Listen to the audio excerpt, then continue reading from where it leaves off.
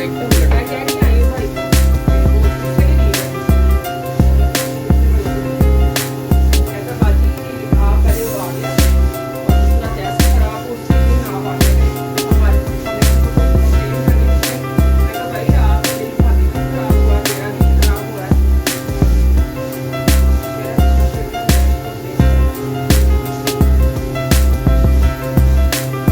इनको पैसे मिल जाते होंगे। हाँ पैसे मिलते हैं ना, अंडे खराब हो गए जो भी हो ना वो पैसे मिलते हैं।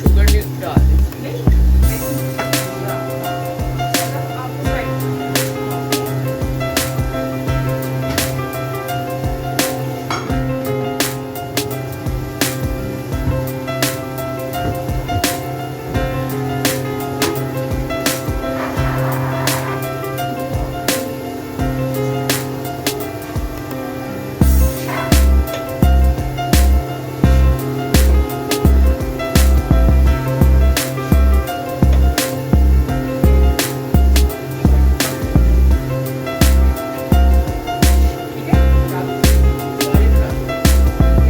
बस अब आप ये चलो मैं चीनी पूरी अच्छा आप काम कर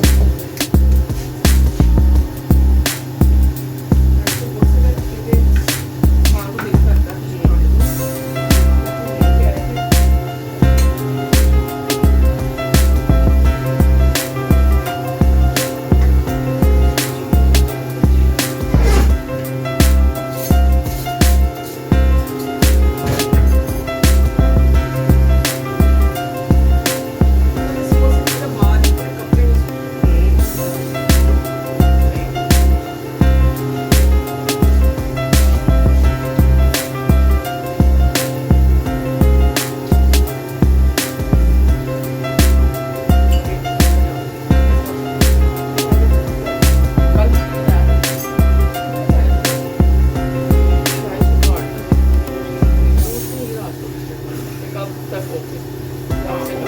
आप